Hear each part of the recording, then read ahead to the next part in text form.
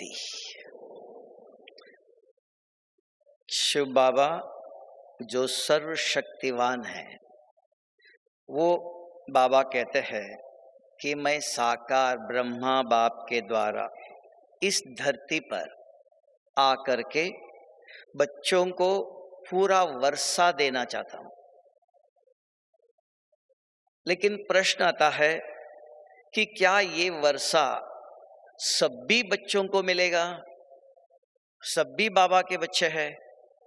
वर्षा क्या है? Health, wealth और हैप्पीनेस। निर्मल मन, सदा हर्षित, धन संपत्तियों से भरपूर, निरोगी काया। क्या ये तीनों सभी को मिलेगा? कि कलयुग और स्वर्ग उसको कहते हैं। स्वर्ग किसको कहते हैं? जहां हेल्थ, वेल्थ, हैप्पीनेस भरपूर है, जो भी आत्माएं उधर रहेंगी सतयुग में। कलयुग किसको कहते हैं? जिसको सुंदर शरीर है लेकिन सदा बीमार है। किसी के पास इतना धन है लेकिन घर में खाने वाले कोई नहीं है। किसी के पास धन भी बहुत है, तन भी अच्छा है, लेकिन दिमाग ठीक नहीं है। तो हेल्थ है तो वेल्थ नहीं है, वेल्थ है तो हैप्पीनेस नहीं है। ये तीनों में इम्बैलेंस है। इसी का नाम कलयुग है। तो शिव बाबा कहता है, मैं आकर कि बच्चों को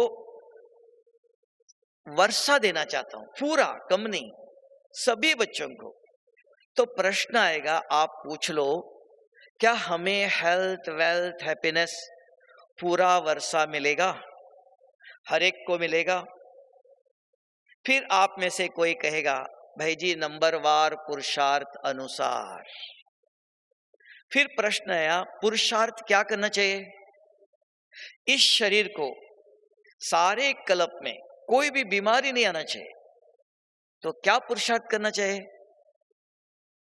सारे कल्प में कभी भी गरीब नहीं बनना चाहिए, मांगना ना पड़े, उसके लिए क्या पुरुषार्थ करना चाहिए? सारे कल्प में कभी भी दिल शिकस्त अर्थात उदासी, सदा चेहरा देवताओं जैसा हर्षित रहे। तो इसके लिए क्या पुरुषार्थ करना चाहिए? क्योंकि इस ब्रह्मांड के अंदर ऐसी व्यवस्था है, साइंस ने या भगवान ने कोई ऐसा अभी तक चमत्कार नहीं किया कि इस ब्रह्मांड में क्या व्यवस्था है कि एक बीज बोलो तो आज भी ये धरती 50-100 दाना देती है। भगवान नहीं देता है, वो विधि बताता है। इसलिए भगवान का नाम है भाग्य विधाता। भाग्य बनाने की, तकदीर बनाने की विधि बताता है। करना हमको है, अगर उसमें भी नियम है। गेहूं का बीज बोते हो तो गेहूं ही उगेगा। ऐसे नहीं भोलानाथ है भगवान, गेहूं का बीज बोलो तो चावल उग जाएगा। ऐसे साइंस ने या भगवान ने कोई चमत्कार नहीं किया है, हाइब्रिड किया है। मना बीज बोलो, 2-3 महीने के बाद फल निकलने वाला 2 महीने के अंदर निकलेगा। लेकिन ऐसा नहीं है कि बीज बो नहीं, तब कहा what you saw so shall you reap. जो बोएंगे वो मिलेगा। अभी इसकी व्यवस्था बताओ आप कि शरीर को कभी कोई बीमारी नहीं आना चाहिए, हर एक चाहता है। तो क्या बाबा ऊपर से दवाई भेजेगा? भेजेगा नहीं। तो क्या पुरुषार्थ करना चाहिए? तो बाबा ने व्यवस्था बताया, बच्चे ये तन आपका नहीं है। कल टिकट आया, आपको आज नहीं कल आते हैं, नहीं, टिकट आया, छोड़ना है। तो शिव बाबा ने आके इस सृष्टि पर रुद्र यज्ञ रचा है। अश्वमेघ रुद्र यज्ञ कहते हैं, एक ज्ञान यज्ञ है। उस यज्ञ की अगर 1 मिनट इस शरीर से कोई भी सेवा करते हो आप शरीर से, तो ये यज्ञ, बाबा नहीं, ये यज्ञ एक का पदम गुना, एक जन्म के लिए निरोगी काया वरदान ये यज्ञ देगा। ये व्यवस्था, ये तन अश्व है। इस यज्ञ में इस तन के द्वारा मधुबन करो, सेंटर करो, गीता पाठशाला करो, बाबा ने सृष्टि पर ईश्वरीय विश्वविद्यालय, ब्रह्मा कुमारी आश्रम, ये यज्ञ है।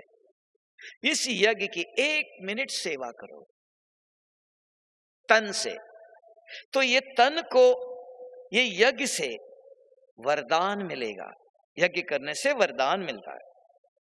तो क्या वरदान मिलेगा? निरोगी काया। तो आप पूछ लो, हमारे पास सारे दिन में 24 घंटे हैं। 24 घंटे में हम इस यज्ञ की कितनी सेवा करते हैं? कि भगवान भी चतुर सुजान है, बहुत हिसाब किताब रखता है, भोलानाथ नहीं है। तो कहेगा बाबा मेरी बीमारी ठीक करो, बाबा ये करो।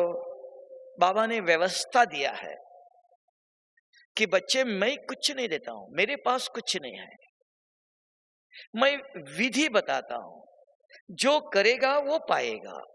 तब एक गरीब, एक श्रीमंत, एक करोड़पति, एक रोडपति, एक प्रजा, एक रॉयल फैमिली, एक राजा, कौन बनाता है? कभी कभी हमारे मन में प्रश्न आता है, बाबा ने मुझे ऐसा गरीब क्यों बनाया, ऐसा काला गोरा लंगड़ा क्यों बनाया? तो बाबा संगम पर आज बाबा ने मुरली में कहा, मैं अपना परिचय और मेरी जो जागीर है, मेरा जो पूरी व्यवस्था है, वो सबका ज्ञान देता हूं। तो बाबा ने स्वयं आके बताया इस धरती पर ब्रह्मा मुख से, बच्चे 1 मिनट ये तन से इस यज्ञ की सेवा करो, फिर धन जितना करते हो उतना धन मिलेगा। मन ये आपको पता है, लेकिन यहां एक प्रश्न आता है। आज प्रश्नों का जवाब देना, नहीं तो सुनते रहते हैं, सुनना सहज है। तो सुनने के बाद आपके मन में बहुत प्रश्न है। तो आप में से कोई कहेगा, एक माताजी कहेंगी, भाई जी मैं तो बहुत बुजुर्ग हो गई हूं, 50-80 साल हो गए, मैं इस शरीर से कुछ नहीं कर सकती हूं, मेरी इस शरीर की सेवा भी दूसरों से मैं लेती हूं, मैं कर नहीं सकती हूं, तो मैं बाबा की यज्ञ की सेवा कैसे करूं? क्या मुझे सारे कल्प में ऐसे ही बुजुर्ग रहना पड़ेगा, बीमार रहना पड़ेगा? तो बाबा मुझे मदद नहीं करेगा? ये प्रश्न आया। तो उनके तन से वो क्या करे? कुछ नहीं कर सकता है। और संगम पर कल भी बाबा ने कहा, वर्तमान जितना पुरुषार्थ करते हो उतनी भविष्य की प्रारब्ध जमा होती है। वर्तमान के पुरुषार्थ के अनुसार, श्रेष्ठ कर्म के अनुसार कर्म हम करते हैं। श्रेष्ठ कर्म का शुभ बाबा के श्रीमत के अनुसार जो कर्म करते हो उसका नाम श्रेष्ठ कर्म। किसी को खाना दिया, किसी को कपड़े दिया, किसी को दवाई दिया, कोई हॉस्पिटल खोला, स्कूल खोला, तो वो शरीर के लिए है, आत्मा के लिए नहीं। शरीर एक का एक गुना मिलेगा। तो अगर आत्मा के लिए करते हो, आत्मा अविनाशी है और अविनाशी बाप श्रीमत देता है कि बच्चे अविनाशी बाप के श्रीमत के अनुसार जो भी आप कर्म करते हो उस कर्मों का नाम श्रेष्ठ कर्म है। नहीं तो दुनिया में 4 प्रकार के कर्म है। इस ईश्वरीय विश्वविद्यालय में आने के बाद 5 कर्म होते। दुनिया में कर्म, अकर्म, विकर्म, सुकर्म, पुण्य का कर्म। पांचवा, यहां आने के बाद श्रेष्ठ कर्म। वहां पुण्य कुछ भी करते हो, दान शास्त्रों में कहा, कोई गुरु ने कहा, कोई देवता ने कहा, और किसी ने कहा। यहां सर्वशक्तिवान भाग्य विधाता शिव बाबा आके जो मत देता है उसको का श्रीमत, उसके श्रीमत के अनुसार अगर 1 मिनट इस यज्ञ की सेवा करते हो। अब वो माता जी, ये भाई जी पूछता है, भाई जी मैं बहुत बुजुर्ग हूं, मेरे शरीर से कुछ नहीं हो सकता है, तो संगम पर थोड़ा समय है, खत्म हो जाएगा, तो मुझे क्या सारे कल्प में ऐसे बीमार ही रहना पड़ेगा? मेरे लिए कोई भाग्य नहीं? फिर और एक भाई पूछता है, भाई जी मेरे पास धन नहीं है, एक पैसा भी नहीं है। माता जी बोलती है पति देता नहीं, बच्चे देते नहीं, मेरे पास पैसे नहीं है, लेकिन शरीर बहुत अच्छा है। मैं शरीर से इस यज्ञ की सवेरे से रात तक जितनी सेवा कहो करने के लिए तैयार हूं। सवेरे से रात तक इस शरीर से जितनी सेवा करो, लेकिन पैसे भंडारे में डालने के लिए मेरे पास पैसे नहीं है। तो इन दोनों की कोई व्यवस्था बताओ। क्योंकि बाबा ने कहा, मैं आज कहा मुरली में, दुख हरता सुख करता हूं। मेरा कर्म ही है संगम पर। सत्युग में मेरा कोई काम नहीं, क्यों? वहां कोई दुख ही नहीं है। तो मेरा मुख्य कर्तव्य है दुख हरता सुख करता। तो उस आत्मा के अंदर दुख है कि क्या मैं बाबा से ये वर्षा नहीं ले सकती हूं, निरोगी काया?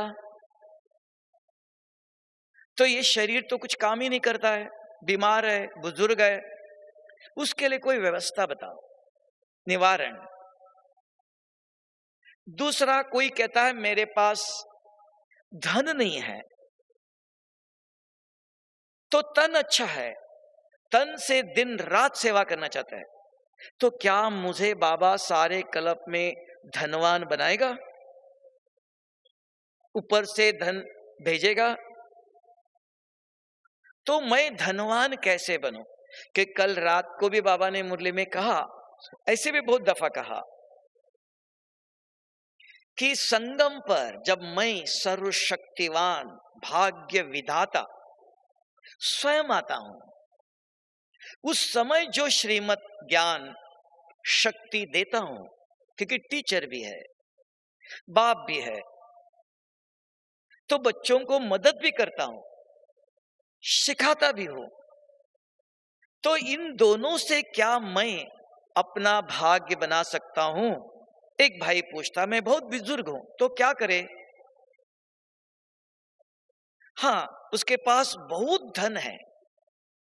तो भाई पूछता है, भाई जी इस धन से कुछ नहीं हो सकता है, तो मैं बाबा के भंडारे में धन देता हूं, 10 करोड़ रुपए देता हूं, तो क्या मुझे बाबा निरोगी काया वरदान देगा? कौन जवाब देगा? मिलेगा? माता जी कहती है, हाथ उठाती है, भाई जी धन डालो तो तन निरोगी काया मिलेगा। हाँ, तो गेहूं का बीज बोलो तो बाबा चावल उगाएगा। ऐसी व्यवस्था हो गई ना। हाँ, अभी माता जी कहती है, हाँ माताएं भोली नहीं है, होशियार होती है। तो माता जी ने कहा कि आप गेहूं का बीज बोलो तो बाबा चावल उगाएगा। उगाएगा? साइंस ने या भगवान ने ऐसे कोई चमत्कार किया? अभी तक नहीं किया। तो यहां बाबा ने कहा, मैं चमत्कार नहीं, विधि से सिद्धि। विधि ये है, जो बोएंगे, जो करेंगे।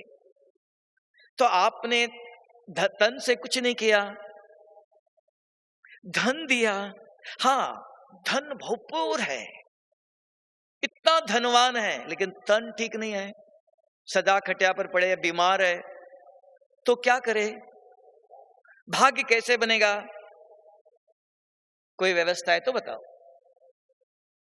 हाँ, इसकी व्यवस्था है कि बाबा ने कहा करो या करवाओ, आप करो या करवाओ। अभी भाई जी के पास धन है, धन से किसी कर्म करने वाले कर्मचारी को ले लो, उनको बोलो सेंटर में बर्तन साफ करो, मकान बनाओ, व्हाइट वॉश करो, कोई गार्डन में पानी डालो, बर्तन कुछ भी सेवा करो, तो आपको मैं पैसा देता हूं। करो नहीं कर सकते, औरों से करवाओ, मंजूर। हर चीज का निवारण है। कोई कहेंगे मैं गरीब हूं, मैं बीमार हूं, मैं इस शरीर से कुछ नहीं कर सकता हूं, इस शरीर से कुछ नहीं होता है, करके चुप बैठना नहीं। भगवान कोई ना कोई सॉल्यूशन देने आया है, निवारण देता है, विधि बताता है। बच्चे तुम्हारे शरीर से नहीं हो रहा है, लेकिन तुम्हारे पास धन है, धन औरों को देकर औरों से काम ले लो। यज्ञ का काम हो गया, बाबा की यज्ञ की किए आपने शरीर से किया या औरों से किया, चलेगा कि नहीं चलेगा? जो समझते चलेगा हाथ उठाओ। गुड। जो समझते नहीं चलेगा वो हाथ उठाओ। जो समझता नहीं होगा, ऐसा कोई है? नहीं, कोई नहीं है। हाँ, एक मना सबको मंजूर। जो समझते हैं बुजुर्ग है, तन से सेवा नहीं कर सकते, उदास नहीं हो जाना कि मैं क्या करूं, मेरे से कुछ नहीं होता है। बाबा निवारण देता है। एक दूसरा और एक आया कि कोई भाई माता जी कहते हैं मेरे पास धन नहीं है, गरीब है, कुछ भी नहीं है, लेकिन शरीर बहुत अच्छा है, शरीर से दिन रात यज्ञ की सेवा करना चाहते हैं, लेकिन धन नहीं है, तो क्या बाबा उनको धन देगा? उनकी कोई व्यवस्था बताओ, उसका कोई निवारण बताओ। हाँ, माता जी अकेले उठाती है, मम्मा की तरफ। तो लोगों को ज्ञान अभी सुनाओ तो कितना देंगे? 5 रुपया, 1000 रुपया देंगे। हाँ, थोड़ा सा देंगे, ऐसे नहीं। और ज्ञान सुनाने की भी योग्यता भी चाहिए ना, कोई सुन करके धन देवे। ठीक है, एक व्यवस्था बताया बाबा ने, मुरली में बताया, जैसे मम्मा की बताया। और कोई उपाय बताओ। अभी कोई ऐसे माताएं भाई ऐसे ज्ञान सुना तो कोई पैसा देवे, ऐसा समय नहीं है। तो कौन बताएगा? जो कहते हैं अपने पास धन नहीं है, बताओ।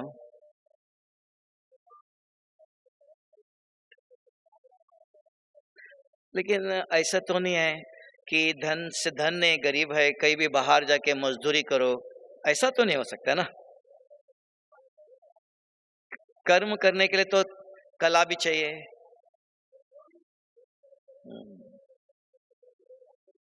हाँ, लेकिन व्यवस्था ऐसी है, उससे भी कहेंगे, बाबा ने कहा बर्तन भी साफ करो, मजदूरी भी करो तो धन मिलेगा। लेकिन ऐसा तो नहीं कहीं जाके कोई काम करो, बहुत अच्छे अच्छे बाबा के रॉयल बच्चे हैं, वो जाके बाहर मजदूरी करे, बर्तन साफ करे, ऐसा तो आज की दुनिया में नहीं है। तो बाबा ने उसकी एक व्यवस्था दिया है। बाबा ने कहा बच्चे आपके पास धन नहीं है, लेकिन आपके घर में खेती है, गाय है, भैंस है, घर में दूध है, तो आप सेंटर में बहन जी को 100 रुपया निकाल करके 1 महीने में दूध लेना पड़ता है, 1 लीटर रोज बाबा को भोग लगाने के लिए। भंडारी से 100 रुपया निकालना पड़ता है। तो आप दीदी को बताते हो, दीदी आप मार्केट से दूध नहीं लेना, हमारे घर में गाय है, तो 1 लीटर दूध ला के दिया, तो आपके नाम से 100 रुपया जमा हो गया ना। आपके खेती में अनाज है, सब्जी उगती है। हाँ, किसी के आज के भारत में सबके पास खेती है, खेती में सब्जी उगती है, अनाज है, तो बाबा को रोज भोग लगाने के लिए मार्केट से सब्जी लाना पड़ता है, अनाज लेना पड़ता है, भंडारे से 100 रुपया निकालना पड़ता है। अगर आप रोज बाबा को भोग लगाने के लिए ताजी सब्जी ला के देते हो, अनाज ला के देते हो, तो 100 रुपया आपके नाम से जमा हो गया है ना। बाबा विधि बताता है, ऐसे नहीं, कैसे करो। इसके लिए बाबा को कहते हैं शिव बाबा। कौन, क्या नाम उनका? दुख हरता, सुख देने की, भाग्य बनाने की विधि बताता है। इसलिए भाग्य विधाता का दुख ऐसे दूर नहीं करता है कुछ दे करके, विधि बताता है। डॉक्टर ऐसी बीमारी मिटा नहीं सकता है, दृष्टि दे दो, सिर पर हाथ रखो, बीमारी जाएंगी नहीं। बच्चे ये दवाई खाली पेट ले लो, ये गोली शाम को ले लो, है ना, विधि बताता है। तो उस विधि पूर्वक अगर आप दवाई लेते हो तो बीमारी जाएंगी। भगवान दृष्टि दे दो, सिर पर हाथ रखो, हाथ जोड़ता हूं, उपवास रखता हूं, आपकी रोज फोटो रख के पूजा करता हूं, तो होगा बीमारी। डॉक्टर की फोटो रखो, पूजा करो, हार चढ़ाओ बहुत बड़े बड़े लाके, जाएगा। वितप का भगवान कौन? विधाता, विधि बताता है। और थोड़े एक दिन के लिए नहीं, सारे कल्प के लिए मिनिमम गारंटी देता है। 21 जन्मों तक गारंटी है, उसके बाद भी है। तो कर्म करो। अगर इस तन से नहीं होता है, करवाओ। कभी माताएं सेंटर में जाती है, माताओं को कहती है, बहन जी, माता जी आप आज सब्जी काटो, मेहमान आने वाले है, आज ब्रह्मा भोजन है। माता जी घर से दौड़ दौड़ के आती है, मुरली सुननी है। लेकिन बहन जी ने आते ही कहा सब्जी काटो, अब उनके मन में विचार चलता है, घर में भी तो हम सब्जी काटते थे, वो इधर आकर भी वही करना है, तो घर में होते थे, तो विचार चलता है। तब बाबा ने कहा कि विधि है कि अगर आप बहन जी से पूछ लो, बहन जी अब भी काटना जरूरी है, नहीं तो 5 मिनट मुरली सुनो फिर सेवा करो, या सेवा करने के बाद में सुनो। सेवा के लिए ना नहीं करना, ये सेवा बहन जी की नहीं, शुभ बाबा की, यज्ञ की। 1 मिनट भी इस तन से सेवा करते हो, ज्ञान को याद रखना पड़ता है। ये भाग्य है, भाग्य बनाने की विधि है। अगर आप कहेंगे नहीं मेरे से नहीं होता, मैं ना कर दिया, अपने भाग्य को लकीर लगा दिया। भगवान कैसे भाग्य बनाए? तो बच्चों के द्वारा, ये विधियां है। तब का कभी सेंटर में भाई आता है तो बहन जी कहती है, भाई जी इनको स्टेशन छोड़ के आओ, ये काम करो। कभी दुविधा होती है क्योंकि हम सिर्फ वर्तमान देखते हैं, समझते बहन जी ने मुझे सेवा में लगा दिया, मैं आया था मुरली सुनने के लिए, योग करने के लिए, तो वो बहन जी की सेवा नहीं, वो सेवा शुभ बाबा की, यज्ञ की है। तो यज्ञ की सेवा करते हो तो पदम गुणा और श्रीमत के अनुसार करते हो, मन मत नहीं। अब इसके अंदर भी एक याद रखना, श्रीमत और मनमत। बहुत दूध में पानी मिक्स कर सकते हैं, श्रीमत में मनमत मिक्स होता है? हो सकता है? श्रीमत तो श्रीमत, मनमत कैसे मिक्स होगा? ये भी बहुत सूक्ष्म लकीर है। बाबा मुरलियों में कहता है, बच्चे ऐसे बड़े बड़े पोस्टर बनाओ, ऐसे किताब लिखो, ऐसे ये करो। तो कहीं बाबा के बच्चे होशियार है, समझदार है, एबिलिटी है, ताकत है, एजुकेटेड है। तो कहता बाबा ने कहा तो लगा दिया, अपने बोर्ड लगाया कुछ लिख करके। अगर वहां एक शब्द गलत हो गया, किसको पूछेंगे? आपको नहीं। नाम अपने ब्रह्मा कुमारी लिख दिया, एड्रेस सेंटर का दिया, तो सेंटर के टीचर को पूछेंगे, ब्रह्मा कुमारी के ऊपर आएगा। तब बाबा ने एक व्यवस्था दिया है। तो श्रीमत और मनमत, उदाहरण बताता हूं। अभी देखो मुरली में आता है, बच्चे तन से सेवा करो। भाई जी अंदर ही अंदर सोचता है, बाबा आज नौकरी में छुट्टी नहीं मिलेंगी, आज बिजनेस में बहुत बिजी, आज तन से सेवा नहीं कर सकता है। फिर बाबा ने मुरली में कहा, बच्चे मन से करो। नहीं बाबा, जहां तन लगेगा वहां मन भी लगेगा ना, मन यहां और तन वहां नहीं। नहीं कर सकते, अंदर ही अंदर सोचता है। तीसरा बाबा ने कहा बच्चे धन से करो। हाँ, धन से हो सकता है। देखता है जेब में 100 रुपया है, बाबा धन से कर सकता हूं, क्या करूं? चारों तरफ देखता है, पर्दे लगाया है, सब कुछ है सेंटर में, सभी लोग चेयर पर बैठे हैं, थोड़े से माताएं भाई बुजुर्ग है जमीन पर बैठे हैं, वो आगे आगे बैठता है। तो उसके मन में आया कि सेंटर में चेयर कम है, 100 रुपया में एक चेयर आ सकती है। मुरली सुनी, सीधा मार्केट में गया, 100 रुपया में एक चेयर आई, ला के सेंटर में रख दिया। चलेगा ना? तन से तो नहीं हुआ, मन से नहीं हुआ, कोर्जनी यथाशक्ति। धन से तो सेवा किया, चलेगा ना? जो समझता है चलेगा वो हाथ उठाओ। अरे कम है। जो समझता है नहीं चलेगा वो हाथ उठाओ।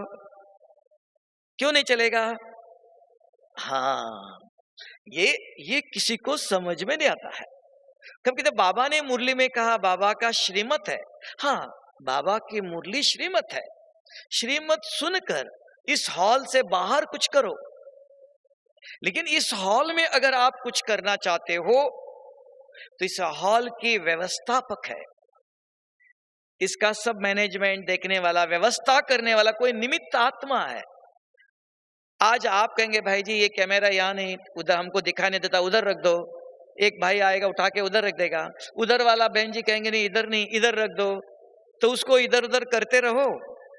नहीं, यहाँ की निमित्त कोई आत्मा है, उसको बताएंगे ना भाई जी ये हमको दिखाई नहीं देता, आप इसको इधर रखो। नहीं नहीं, उधर आपको रखेंगे ना तो उनको तकलीफ होंगी, उधर रखेंगे तो उनको तकलीफ होंगी, आप ही बाजू में बैठो, वो बताएगा। ऐसे ही अगर आपके मन में विचार आया कि मेरे मन से, उसको कहा मन से सेवा, मन मत कहा, तो श्रीमत विचार आया आपका, ठीक है सेवा करना चाहिए धन से, तो बहन जी को पूछ लो, बहन जी आज बाबा ने कहा तन से मन से करो, मैं नहीं कर सकता हूं, लेकिन धन से सेवा करना चाहता हूं, मेरी ताकत इतनी है। और लगा मुझे कि सेंटर में चेयर कम है, एक चेयर लेके आता हूं। नहीं भैया बहुत चेयर्स पड़ी है, रखी नहीं है क्योंकि जगह कम है।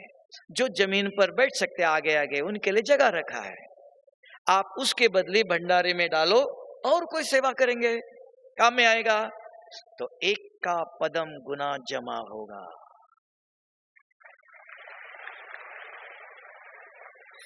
दुनिया में बहुत लोग सेवा करते हैं, बहुत लोग, गरीबों को हमने देखा एक जगह पर, जिसके पाँव नहीं, जिसको हाथ नहीं, जयपुर फूट कहते हैं उसको।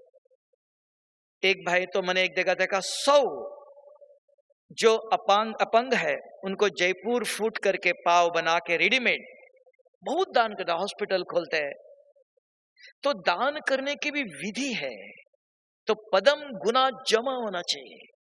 कभी कभी आपके मन में विचार आता होगा, सुनते हो आप, दुनिया में भी लोग हर एक कहते हैं दुआएं कमाओ, है ना, दुआ मिलेगी, गरीबों को खाना दे दो दुआएं मिलेंगी, गरीबों को सेवा करो दुआएं मिलेंगी।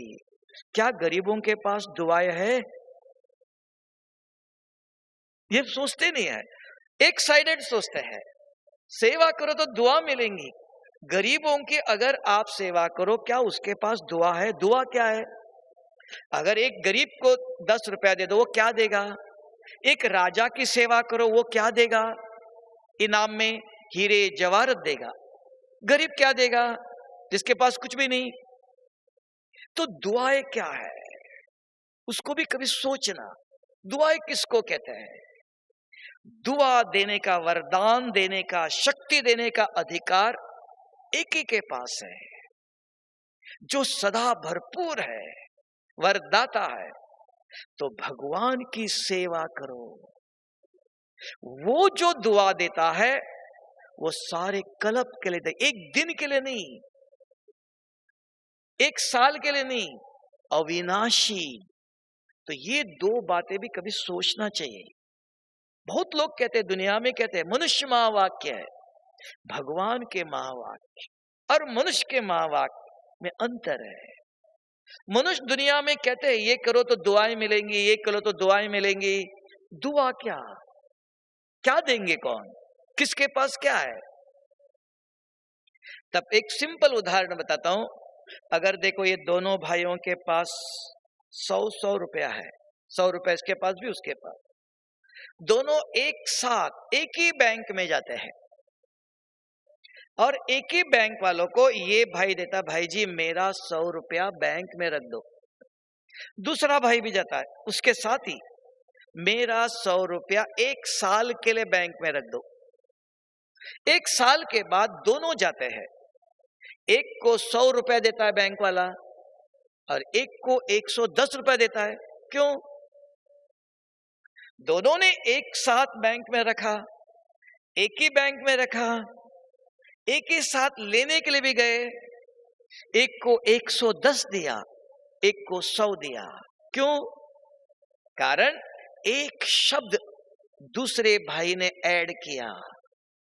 उसने एक 100 रुपया दिया, इसने कहा 1 साल। एक शब्द 10 गुना इंटरेस्ट मिल गया। हम भंडारे में पैसे डालते हैं, भंडारे में डालते, सेवा करते हैं। नहीं, बहन जी ने कहा था इसलिए कर रहा हूं, तो बहन जी देंगी ना। किसकी स्मृति में सेवा कर रहे हो? अगर बाबा को सामने रख के, तो बाबा ने वादा किया बच्चे मेरे श्रीमत के अनुसार अगर कुछ भी करते हो, एक का पदम गुना। सेंटर में सफाई भी करो, बाबा का सेंटर है। बहन जी की भी कोई सेवा करो, बहन जी के घर में जाके नहीं करते हो, बाबा का सेंटर है, ईश्वर के विश्वविद्यालय है ये। उस सेंटर की कोई न कोई सेवा करते हो, करते समय बुद्धि में स्मृति। क्या स्मृति? शुभ बाबा आपके श्रीमत के अनुसार आपकी यज्ञ की सेवा कर रहा हूं, एक का पदम गुना जमा होता है। सेवा वही है। और एक व्यक्ति नहीं, उन्होंने कहा था वो करता इसलिए मैं करता हूं। किसी को देखकर, किसी देहधारी के प्रभाव में देखा देखी कुछ करते हो, तो एक का एक गुना मिलता है। और बाबा ने कहा भविष्य में तो मिलेगा। कल बताया देखना, अब भी वर्तमान में खुशी, वर्तमान अभी लगता है, कितनी भी सेवा करो सदा हर्षित, क्योंकि शरीर समझ के नहीं कर रहे हो, बाबा को याद कर, वो लाइट है। आप भी लाइट का अनुभव करते हो। वर्तमान, भविष्य तो है ही है, वर्तमान भी कभी भी कुछ भी सेवा करते हो तो शुभ बाबा की स्मृति, बाबा ने कहा था, बाबा की यज्ञ की कर रहा हूं, पदम गुना जमा करता है। नहीं तो सेवा करते समय, कल बाबा ने कहा था पुण्य जमा नहीं होगा। कल सवेरे के मुरली, पुण्य कब जमा होगा? मैं और मेरापन। अगर ये दो है, मैंने ये सेवा किया, ये मेरा नाम होना चाहिए, मेरा उसके अंदर फोटो होना चाहिए, मेरा, जैसे मंदिर में नाम लगाते हैं, इन्होंने इतना लाख रुपए दिया, इन्होंने इतना दिया, मैं आया, मेरा आया, सेवा तो किया आपने जरूर, मिलेगा भी जरूर, एक का एक गुना। जो भगवान का वादा है पदम गुना, उसके लिए कंडीशन है मैं और मेरा शब्द न हो। संभव है? सुनने के लिए अच्छा लगता है, आप इसको अपने जीवन में लगाओ। जब भंडारे में सेवा करते हो, सेंटर में कुछ करते हो, सेवा करना चाहिए। दुनिया में बहुत जगह पर है, जैसे आप गुरुद्वारे में जाओ, वहां भी देखो निस्वार्थ सेवा है। चप्पल को साफ करते हैं, चप्पल लाइन से रखते हैं, है ना, सब जगह सेवा करते हैं। मंदिर बनाते हैं, हॉस्पिटल खोलते हैं, खाना खिलाते हैं गरीबों को, मलम पट्टी करते बीमार व्यक्तियों को, दान देते हैं। लेकिन स्मृति रहती है कि शरीर, मैं, मेरा नाम हो, तो एक का एक गुना। श्रीमत और मनमत, भाग्य बनाना चाहते हो, हर एक चाहता है, नहीं तो देखो, आप पूछेंगे भाई जी मैं रोज मुरली सुनता हूं, एक दिन भी मिस नहीं किया, रोज धन से भी सेवा करता हूं, ये बीमारी क्यों आई? ये बीमारी क्यों? मैं एक दिन भी मुरली मिस नहीं किया, श्रीमत पर चलता हूं, ये बीमारी क्यों? प्रश्न आता है। हम इतने साल से ज्ञान में चलते हैं, गरीब क्यों? तो विधि बताता है बाबा, बच्चे तन, मुरली सुनी, तन से सेवा नहीं किया। ये तन हेल्थ, वेल्थ और हैप्पीनेस, आपको दाल भी चाहिए, सब्जी भी चाहिए, चावल भी चाहिए, तो आपको बोना पड़ेगा तीनों बीज। अगर एक नहीं है तो मांगना पड़ेगा। ये मांगने के मंदिर में जाकर भगवान मुझे ये दे दो, ये दे दो, मांगना क्यों पड़ा? जब बरसात आई तो आपने खेती में बीज नहीं बोया, अपना भाग्य बनाया नहीं, उगा के नहीं रखा, मांगना पड़ेगा। गरीब क्यों बने? धन किससे? तन बहुत अच्छा है, सुंदर है, कोई बीमारी नहीं, लेकिन खाने के लिए कुछ भी नहीं है। क्यों गरीब हुए? किसने किया? क्या भगवान किसी को गरीब, किसको श्रीमंत करता है? तब हम कहते हैं कर्मों की गति कहते हैं। तो कर्म क्या, कल रात को बाबा ने बहुत सुंदर एक्सप्लेनेशन दिया। अब वर्तमान जो श्रेष्ठ कर्म करते हो उसके अनुसार भविष्य का भाग्य बनता है। भाग्यवान कैसे बनेंगे, देवता कैसे बनेंगे? सिर्फ ज्ञान सुनने से नहीं, संस्कार से संसार बनता है। ज्ञान को आचरण में लाओ, कर्मों में लाओ। तो कर्म करते समय तन आता है, तो तन की व्यवस्था बताया। तन से सेवा करो, मैं, मेरा, मैंने किया, ये आता है तो एक का एक गुना पुण्य नहीं जमा होता है। और वर्तमान भी खुश नहीं, मुझे सम्मान नहीं दिया, मेरा सुना नहीं, मेरा रिस्पेक्ट नहीं, सेंटर का ओपनिंग बनाया किया, मुझे बुलाया नहीं। अभी बहन जी के सामने है, कोई 10 लाख देता है, कोई बहुत बड़ा है, आपने 100 रुपया दिया था, आप भी इच्छा होती है मुझे भी कुछ मान मिलना चाहिए, तो क्या करे? तब बाबा ने कहा गुप्त दान। तो आप किसको दे रहे हो? किसी व्यक्ति से अगर इच्छा करते हो तो अब भी कच्चा फल खाया, तो देते हो किसको? तब अगर ये स्मृति है तो तन निरोगी काया। 1 मिनट करो, फिर पूछना कितना मिनट हम इस यज्ञ की सेवा करते हैं। धन दिया, तन नहीं लगाया। बाबा ऊपर से दवाई नहीं देगा अपने आप। हाँ, बहुत धनवान बनाएंगे, बहुत धन है, खाने वाले घर में कोई भी नहीं, इतना धन है, लेकिन तन सदा बीमार होते हुए भी खा नहीं सकते हैं, तो क्या फायदा? तब बाबा ने व्यवस्था पूरा, अगर वर्षा चाहते हो तीनों संगम पर तीनों बीज बोलो।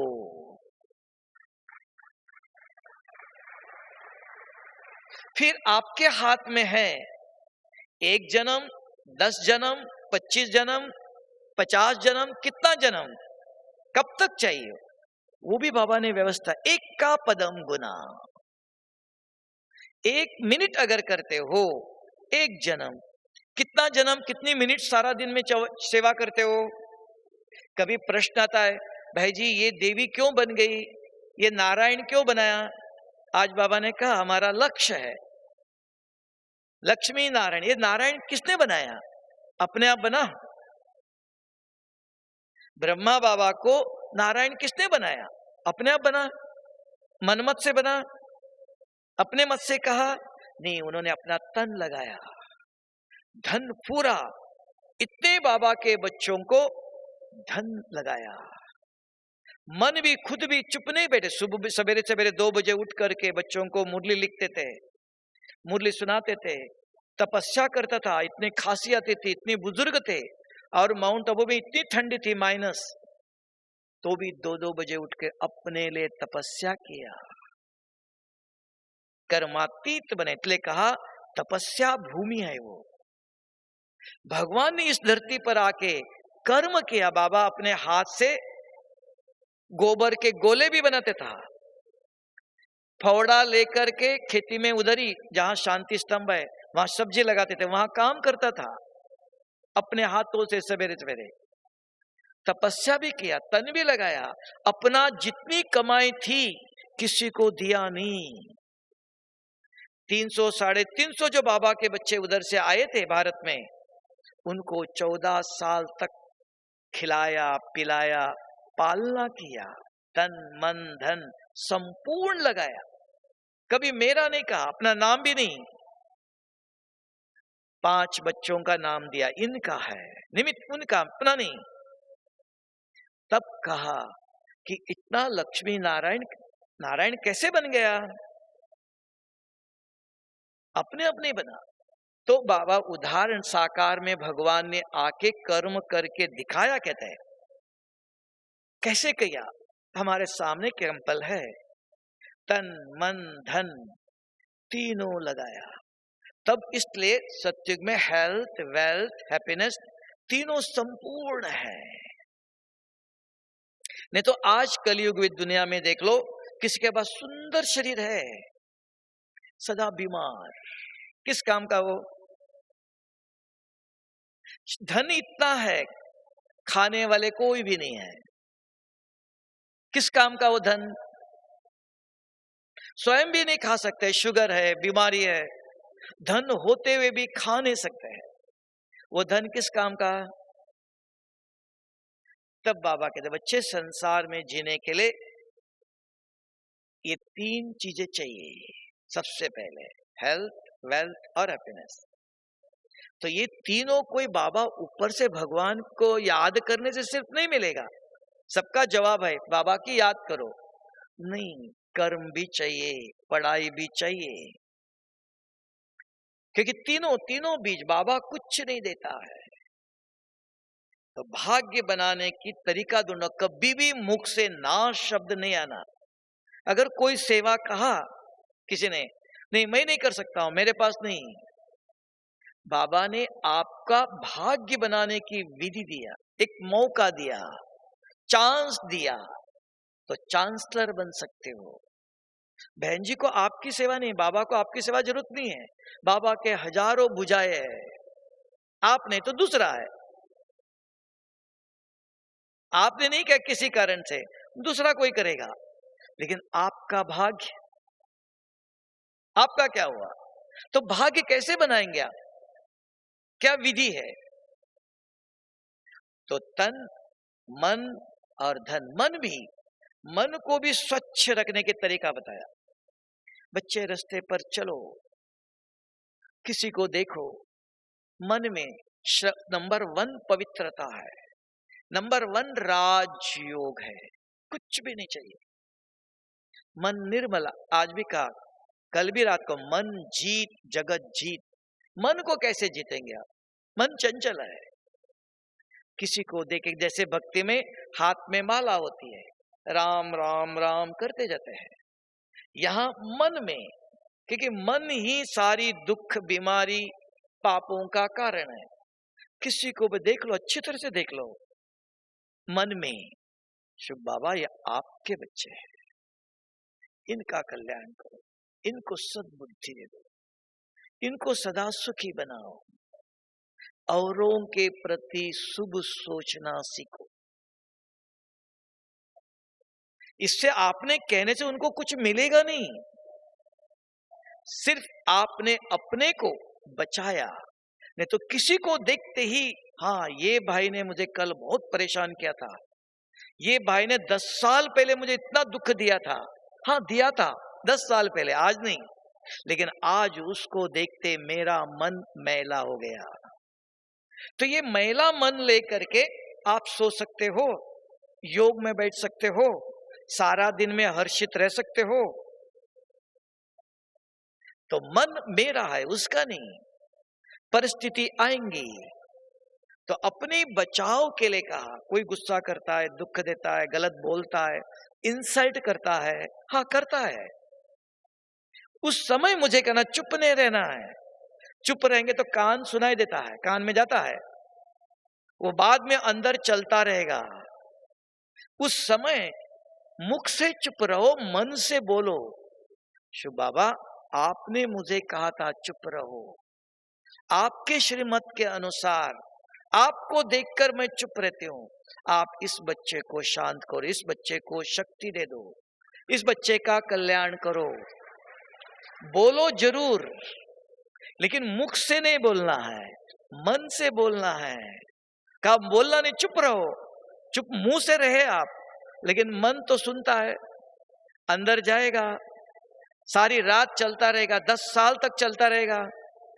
तो उसके बाद मन रिसीव करता है, मन रिसीवर को एंगेज रख दो, उस समय ही मुंह से बंद, मन से जरूर बोलो।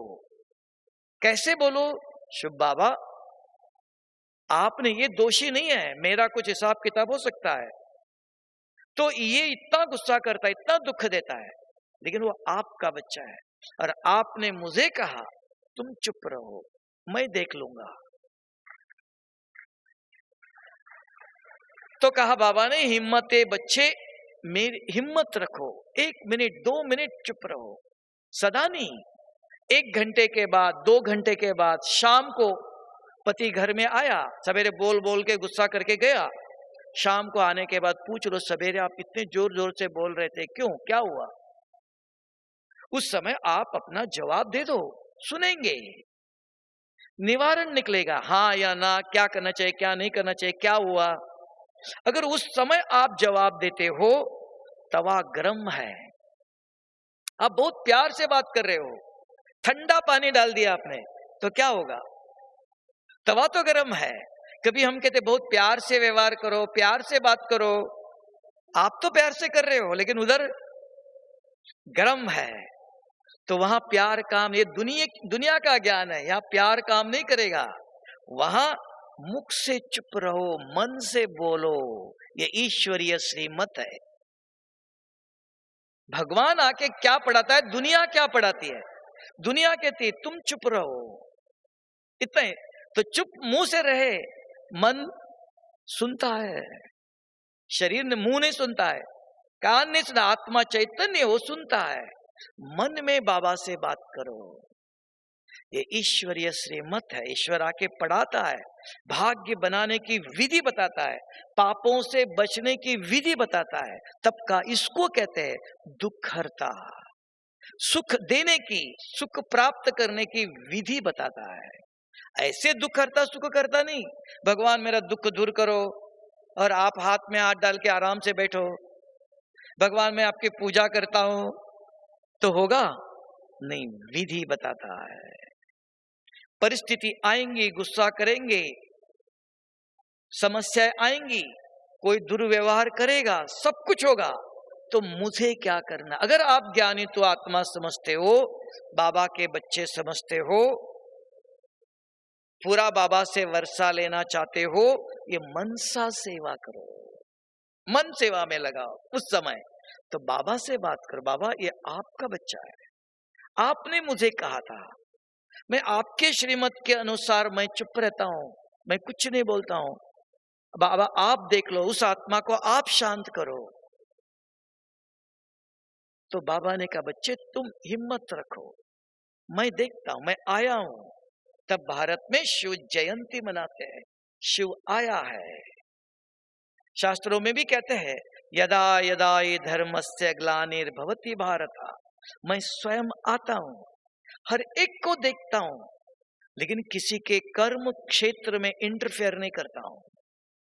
हर एक को जीने का अधिकार है, जो जैसे करेगा वैसे पाएगा, नहीं तो सभी राजाएं बनेंगे। राजा भी चाहिए, झाड़ू लगाने वाला भी चाहिए, है ना? तो जैसा कर्म, तब कहा पढ़ेंगे लिखेंगे बनेंगे नवाब। पढ़ाई ज्ञान चाहिए, जब ज्ञान सुनते हो याद ध्यान से सुनना, फिर यहां से अभी खाने पर जाएंगे, बाहर जाएंगे, सोच लो, अपने आप को पढ़ाओ कि क्या कहा बाबा ने आज, क्या मैं कर सकता हूं ऐसा। पति, बच्चे, बहू, सास सब गुस्सा करते, परेशान करते हैं। मुझे क्या करना चाहिए? उनका वर्णन नहीं करो, उनका चिंतन नहीं करो, अपने से पूछो ऐसे ऐसे व्यक्ति के साथ मुझे क्या करना चाहिए। कोई शराब पीता है, कोई तंबाकू खाता है, कोई और कुछ करता है, बहुत कुछ है, मुझे क्या करना चाहिए। तो यहां इस ईश्वरीय विश्वविद्यालय में जो पढ़ेंगे, जो लिखेंगे और आचरण में लाएंगे, तब बनेंगे नवाब। राजा अपने आप नहीं है। हम रोज मुरली सुनते हैं तो राजा बन जाएंगे, सफेद कपड़े पहनने से बन जाएंगे, नहीं। तो आचरण चाहिए। थोड़ा सा सुनो, तब कहा तन पूछना, तन हम बाबा के यज्ञ की सेवा में कितना लगाते हैं? नहीं लगा सकते हो, बुजुर्ग है, दूसरों से लगाओ, सेवा करवाओ। उनको आपने 100 रुपया दिया, आपने करवाया। धन नहीं है, धन से नहीं कर सकते हो, तो और कोई तरीके है। आपके पास अनाज है, सब्जी है, दूध है, किसी न किसी प्रकार से यज्ञ की सेवा होनी चाहिए। बाबा हर प्रकार का निवारण देता है, ये नहीं तो ये, हर चीज का सब्स्टिट्यूट है।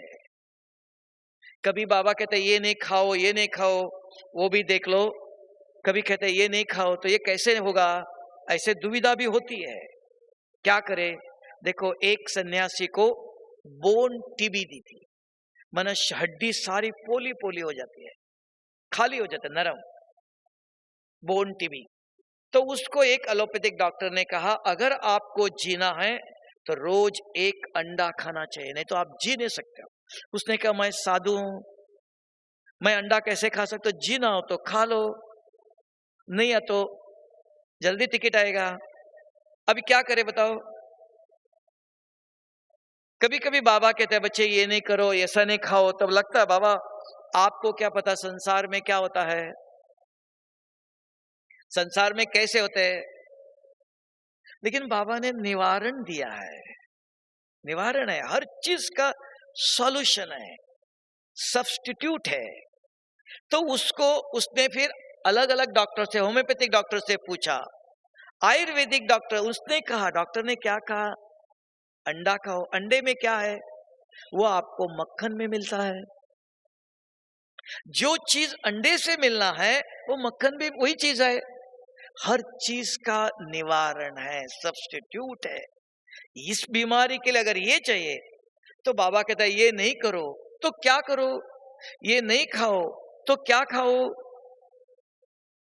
हर चीज का एक एक का एक्सप्लेनेशन है, तो ज्ञान विस्तार है। तो जब रोज अगर कोई मुरली ध्यान से सुनता है, मुरली के अंदर सब कुछ आता है। दुनिया के कोई किताब पढ़ने की जरूरत नहीं है, दुनिया की किताबों में आपको एक्सप्लेनेशन नहीं मिलेगा। भगवान की मुरली के अंदर जो दुनिया में कहीं भी नहीं है वो आपको मिलेगा। तब उसको कहा ज्ञान का सागर है। वो कैसे ज्ञान यूज करना उसका ज्ञान देता है। तो वो मनुष्य के एक ज्ञान है, एक कहानी है, कथा है। हाँ ऐसा था, ऐसा हुआ, ये हुआ। ज्ञान जीवन में आचरण में लाने के लिए है, अपने विचार, अपनी वृत्ति, अपनी दृष्टि, अपने बोल, अपने कर्म की जीवन शैली को चेंज करने के लिए है।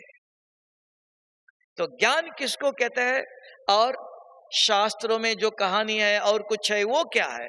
इन दोनों को अच्छी तरह से डिफरेंस को जानना चाहिए।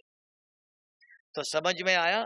हेल्थ, वेल्थ और हैप्पीनेस, ये तीनों कैसे मिलता है। आप कभी ऐसे नहीं कहना हम इतने ही रोज मुरली सुनते ही बीमारी क्यों, हम रोज श्रीमत पर चलते ये गरीब क्यों। हर चीज का तन मन तीनों लगाना चाहिए। गेहूं बोया आपने, गेहूं मिल गया, चावल कौन देगा? दाल कहां से आएंगी? दाल भी बोया, सब्जी कहां से आएंगी? मांगने जाना पड़ेगा। तो तीनों बीज बोना चाहिए।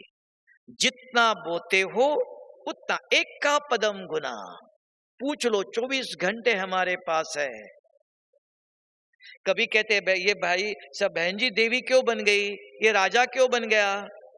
तो देख लो, सेंटर में एक बहन होती है, हर गुरुवार को कितने लोगों के लिए भोग बनाती है। बाबा ने उनको 4 हाथ तो नहीं दिया। अभी घर में माता जी एक है, 2 बच्चे, एक पति, 4 लोगों के लिए खाना बनाती है। दोनों में अंतर है ना? इनको भी 4 हाथ नहीं, इनको भी 2 ही हाथ। सेंटर में एक बहन है तो 2 ही हाथ है।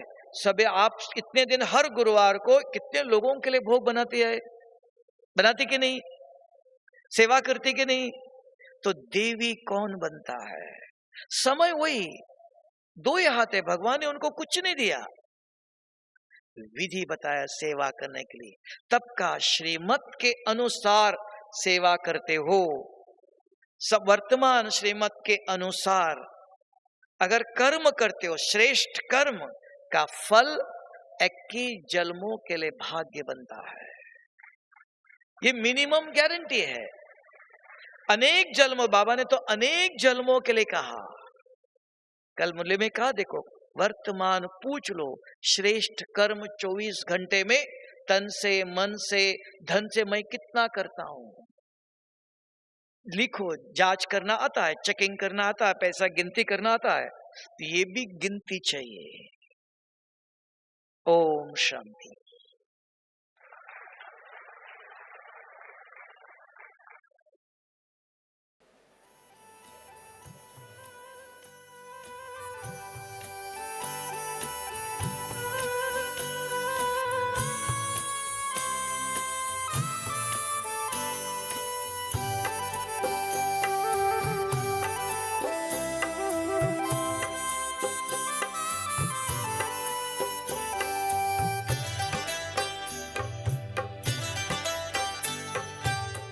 आरज़ू है आप पर अपने को अब अर्पण करें।